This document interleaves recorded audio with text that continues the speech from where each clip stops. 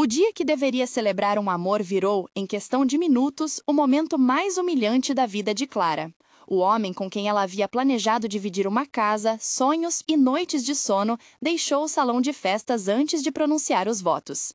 Era uma manhã quente de outubro no jardim anexo ao Centro Cultural Vila Nova, e os convidados ainda mexiam nos programas impressos quando as cadeiras vazias começaram a se destacar como pequenas ilhas de silêncio.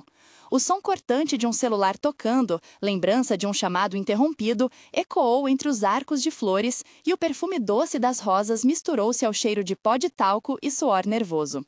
Clara permaneceu sentada na sua cadeira adaptada, o véu caído sobre os joelhos, as mãos fechadas no punho do buquê, como se apertar pudesse manter tudo unido. E então, um homem que mal conhecia apareceu e fez algo inesperado. Sentou-se no degrau ao lado dela e a olhou com uma calma que, naquele momento, parecia um carvalho em meio à tempestade. Neste vídeo você verá como esse gesto simples virou uma promessa de recomeço para ambos. De onde você está nos assistindo hoje? Conte nos comentários porque histórias assim tocam lugares distantes. O incidente começou com uma frase curta e memorável. "Não dá", disse Marco, o noivo, na sala de preparativos, com a gravata desalinhada e os olhos fugindo. Foi uma frase que se espalhou como pólvora. Havia familiares observando por trás da cortina, Naomi, irmã de Clara, com o vestido amassado e o celular na mão, Helena, amiga de infância, mordendo o lábio, Ricardo, o fotógrafo, que congelou a cena em várias fotos sem perceber. Lá fora, um garçom derrubou uma bandeja e o tilintar dos copos soou como um alarme. As vozes aumentaram em tom, algumas achando que era brincadeira, outras sentindo que algo sério acontecera. "Ele disse que não aguenta", explicou um dos padrinhos, Marco Júnior, tentando justificar diante de parentes confusos. "Ele falou que seria complicado e demais." A revelação caiu como chuva fria. A juíza de paz, irmã Ana, tentou organizar os convidados. O padre Luiz ficou parado, com a expressão de quem viu muitos contos de fadas desfeitos. Do lado de fora, o vento levantou pétalas de rosa que rodopiavam no gramado, e o barulho de uma criança rindo em outra festa soou absurdamente normal. "Eu não entendo", murmurou Clara. "Eu não entendo", repetiu Naomi como um mantra. A rejeição não foi apenas um não, foi uma sentença pública com testemunhas. No banco de pedras junto ao caramanchão, o homem que se aproximou tinha mãos calejadas e olhos cansados de quem levanta cedo para dar banho na filha. Chamava-se Pedro e era pai solteiro de Sofia, uma menina de 6 anos que aparecera na cerimônia carregando um desenho de corações. Pedro vinha ao Centro Cultural para as reuniões da Associação de Pais e, naquela manhã, passara apenas para deixar Sofia com a tia antes de ir ao trabalho. Ele sentiu silêncio e, sem pensar muito em conveniências, sentou-se ao lado de Clara, como quem estende um cobertor num banco frio. O primeiro diálogo entre eles foi curto e cheio de pausas, mas logo se transformou numa troca surpreendentemente longa e cheia de humanidade. "Oi", disse Pedro. "Oi", respondeu Clara. "Você está bem?", perguntou ele. "Não", ela admitiu. "Eu estava pronta", disse ela. "Eu sei como é esperar e ver o chão ceder", ele falou. "Meu ex me deixou com 2 meses de aluguel atrasado", ela confidenciou. "E eu fico melhor quando alguém me devolve a normalidade", Pedro disse. "Normalidade é um verbo difícil", respondeu Clara. "Não é verbo, é escolha", retrucou Pedro. "Você escolheu sair", ela observou, as palavras saindo com amargura. "Eu escolhi ficar", ele corrigiu. "Ficar é diferente de promessa bonita." Essa conversa teve trocas, hesitações e reprises. Teve risos nervosos e lágrimas discretas. O som das abelhas sobre as flores compôs uma trilha sonora mínima. O cheiro de café vindo do buffet aproximou-se como um conforto distante. O toque da mão de Pedro sobre a dela, primeiro leve e depois firme, foi o que tornou aquela conversa em algo que os dois lembrariam como ponto de virada. Enquanto a cerimônia desmoronava, nomes surgiam ao redor de Clara como se fossem pilares que ainda podiam sustentar alguma coisa. Naomi tentou organizar uma saída discreta. Helena ofereceu seu carro. Dr. Silva, amigo antigo e fisioterapeuta, esteve ao telefone buscando um momento para conversar. Paula, dona da padaria do bairro, mandou uma cesta com bolos. Júlia, a cerimonialista, sugeriu uma versão improvisada de festa para transformar o dia. Cada intervenção era uma pequena ponte sobre o abismo. "Vamos para a casa da Naomi", disse Helena. "Não quero ver olhares", respondeu Clara. Vamos só sentar, conversar, tomar um café, insistiu Naomi. Eu posso trazer a filha para distrair, disse Paula, lembrando das crianças que sempre ajudavam a dissipar o confronto social. Do lado de fora, a imprensa local, representada por um repórter chamado Felipe, já começava a acolher a história com curiosidade. Isso vira manchete, murmurou alguém. Para Clara, porém, a sensação era de que a cena inteira estava sendo esculpida em vergonha e lembrança. O toque das pétalas molhadas no tecido do vestido, o brilho do batom borrado, o gosto salgado das lágrimas na boca, tudo aquilo se juntou num momento que exigia uma decisão: desaparecer ou reconstruir. Backstory de Clara. Clara cresceu numa casa apertada com o som constante da rua invadindo o lar, e aprendeu cedo que o mundo era feito de portas que se fechavam e de pequenas aberturas que se deviam achar. Na infância, ela aprendia a costurar as roupas da mãe, sentia o cheiro de molho e óleo de carro na oficina do pai e acreditava que a força era uma coisa que se aprendia na rotina. Na adolescência, um acidente mudou seu corpo e também a paisagem das possibilidades. A cadeira adaptada passou a acompanhar seus deslocamentos como uma parceira leal. Na universidade, ela estudou letras, leu poesias que explicavam como a linguagem podia remendar sentidos, e aprendeu a ouvir pessoas. No trabalho, destacou-se por sua calma, por saber transformar um diálogo difícil em solução. Perdeu um irmão em uma noite de verão, e essa perda redesenhou sua confiança nas promessas. Hoje, antes do casamento, havia construído uma vida que mesclava independência e cuidado com uma vizinhança que a conhecia de memórias. Essas experiências formaram uma narrativa de resistência que, embora marcada pela fragilidade física, transbordava em força moral. Clara carregava cicatrizes que não estavam só no corpo, estavam também no modo como se afastava quando alguém parecia querer cuidar por pena e não por respeito. Backstory de Pedro. Pedro era um mecânico que aprendera o ofício com o avô, sempre com as mãos manchadas de graxa e um gosto por consertar coisas que pareciam perdidas. Ficou solteiro por circunstâncias que se entranharam numa madrugada de súbita responsabilidade. A mãe de sua filha os deixou e ele precisou assumir a rotina de fraldas, festas da escola e contas atrasadas. Trabalhava cedo, acostumado ao cheiro de borracha queimada e ao barulho de motores, e nas horas vagas participava da Associação de Pais da Escola Municipal da Vila Nova. Pedro conhecia o valor de pequenas gentilezas: levar a filha à médica quando necessário, aparar um pneu furado, emprestar ferramentas ao vizinho. Não tinha ambições grandiosas, mas tinha um modo estável de cuidar.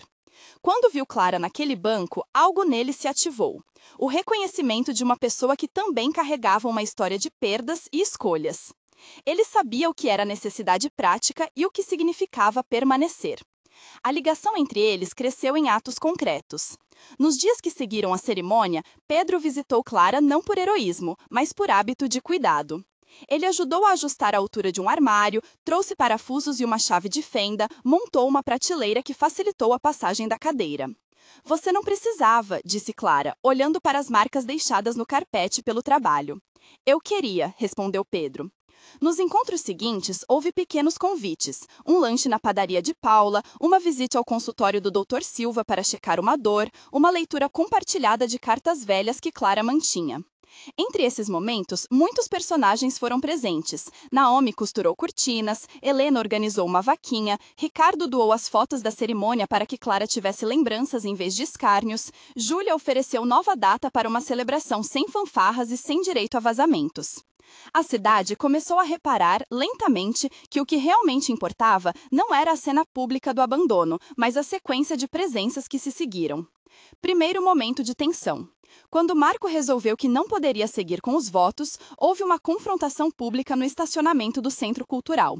O tom subiu, as palavras feriram, olhares se encontraram e a imprensa apareceu como um espelho implacável. Você não entende, disse Marco com a voz cortada. Entendo sim, respondeu Clara, e a resposta ecoou mais alta do que ela esperava. Havia lembranças que ardiam como brasas. O medo que Marco tinha do futuro, suas justificativas sobre a complexidade de uma vida conjunta. Pessoas que passaram pararam para observar. O motorista buzinou. Uma criança gritou. O carro de Marco arrancou, deixando um rastro de poeira e confusão. Para Clara, aquele foi um teste que não era só sobre perda, mas sobre o custo de manter a própria dignidade. Para quem via de fora, havia vergonha e compreensão em partes desiguais. Segundo momento de tensão. Meses depois, quando a relação com Pedro já havia tomado uma forma discreta, Clara teve uma crise de saúde que a levou ao pronto-socorro.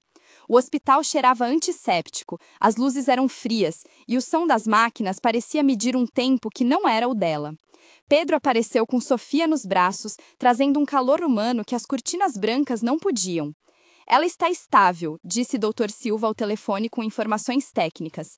Precisa repouso e fisioterapia, explicou a enfermeira. Em meio ao barulho de passos e papéis, Clara teve medo real de perder a autonomia. A decisão de aceitar ajuda e a prova de que alguém ficaria ao seu lado nas piores horas transformou medo em convocação de coragem. Pedro segurou sua mão na sala de espera com as unhas sujas de graxa e o olhar tranquilo, e a presença dele entrou na cena como um tratamento sem receita. Terceiro momento de tensão. Numa reunião da Associação de Moradores, alguém questionou publicamente a nova proximidade entre Clara e Pedro, insinuando que ela estaria se aproveitando de gentilezas. As palavras foram frias, já com a intenção de ferir. Não é papel da comunidade invadir, disse Sofia, quase adulta no recorte da sua voz infantil quando defendeu o pai.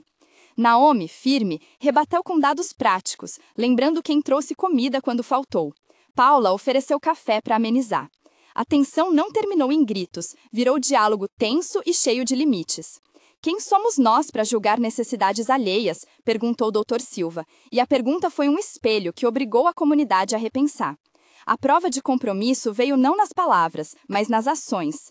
Pedro colocou o nome de Clara em um formulário de apoio domiciliar, e Helena organizou um mutirão para adaptar a casa ao movimento de cadeira. Às vezes, a justiça social se faz com parafusos e móveis adaptados, e não apenas com discursos. A conversa da aproximação tomou formas mais explícitas, com diálogos longos, cheios de idas e vindas, ênfases e silêncios que diziam tanto quanto as palavras. Numa noite de chuva, sentados na sala pequena da casa de Naomi, eles tiveram uma conversa que durou horas. Eu não sei como se define amor depois de tanto dano, disse Clara. Talvez amor seja uma sucessão de escolhas, respondeu Pedro. Você escolher me ver, ela disse. Você escolher ficar, ele terminou. Houve 8 trocas claras, cada uma trazendo memórias. Ele falou da filha às 3 da manhã, ela falou de aulas perdidas para check-ups, ele contou de concertos que salvaram empregos, ela falou de noites em que o sono era um exercício de resistência. A chuva batendo no vidro, o cheiro de sopa que Naomi preparara, o ruído distante de um caminhão, o toque da toalha quente na pele de Clara depois de um banho adaptado. Tudo compôs uma cena rica em sensorialidade. O diálogo terminou com uma promessa simples. A gente vai dar passos, disse Pedro. E se eu tropeçar? Perguntou Clara. Eu levanto você, afirmou ele. E se eu não quiser ser levantada? Ponderou ela. Então, eu me sento e espero, ele concordou. Essas promessas foram feitas com mãos segurando canecas de chá e olhos evitando prometer milagres. Ao redor deles, a comunidade começou a responder.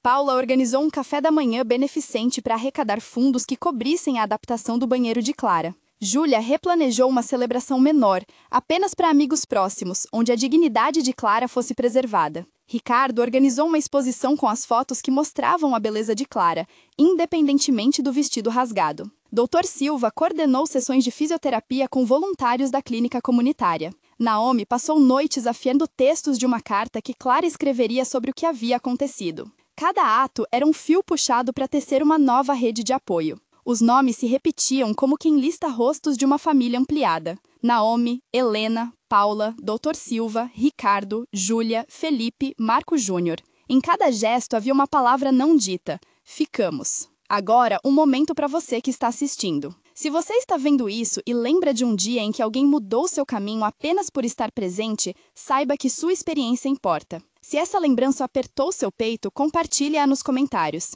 Conte para nós. Qual foi a vez que a presença de alguém transformou seu dia? Você pode começar com uma vez ou apenas escrever onde isso aconteceu. Cada comentário ajuda outras pessoas a perceberem que não estão sozinhas e que pequenas ações podem ser poderosas. Ler suas histórias nos ajuda a conectar memórias e a criar uma rede de apoio real. Comentários curtos ou longos, experiências de cuidado e gestos práticos são todos bem-vindos. Agora, volte comigo para a sequência que mostra como esses pequenos passos se transformaram em decisões maiores. As semanas seguintes revelaram testes práticos. Pedro aceitou responsabilidades que jamais imaginara assumir. Ir às consultas com Clara, aprender sobre adaptações veiculares, negociar com a empresa de transporte para acessibilidade. Em uma dessas negociações, houve um momento em que precisou confrontar um gerente. Não é justo, disse ele, firme. Ela tem direito, afirmou. A tensão ali não foi emocional apenas, foi administrativa, com formulários, assinaturas e prazos. Pedro ficou até tarde assinando papelada, entendendo que amor, nesse caso, se dizia em termos burocráticos. No meio disso, a menina Sofia aprendeu a importância de ficar, e Naomi registrou em um diário as pequenas conquistas que pareciam insignificantes no dia a dia. Uma rampa instalada, uma consulta bem-sucedida, um amigo que trouxe jantar. O clímax afetivo ocorreu numa tarde ensolarada, em que Pedro e Clara decidiram, juntos, convidar amigos para uma celebração discreta no pátio da escola. Ali, diante de pessoas que haviam testemunhado a queda e a reconstrução, houve uma declaração que ressoou. Não vim para substituir promessas, disse Pedro, falando com sinceridade. Vim porque vi sentido em ficar. E eu não vim para pedir cura, respondeu Clara. Vim para aceitar companhia. A troca teve mais de 8 momentos de fala, em que ambos confessaram medos, expectativas e limites. O cheiro das comidas preparadas por Paula e o riso de Sofia no balanço foram pano de fundo. O toque do braço de Pedro sobre as costas de Clara foi sutil e cheio de respeito. Amigos aplaudiram e alguém chorou. Dr. Silva, emocionado, registrou a cena em notas que falavam de resiliência, não como um espetáculo, mas como trabalho cotidiano. Após esse clímax, veio um período de consolidação. O primeiro mês foi de cuidados práticos, ajustes em casa, consultas, visitas de amigos. O calor das manhãs trouxe visitas de Paula, com café e pães.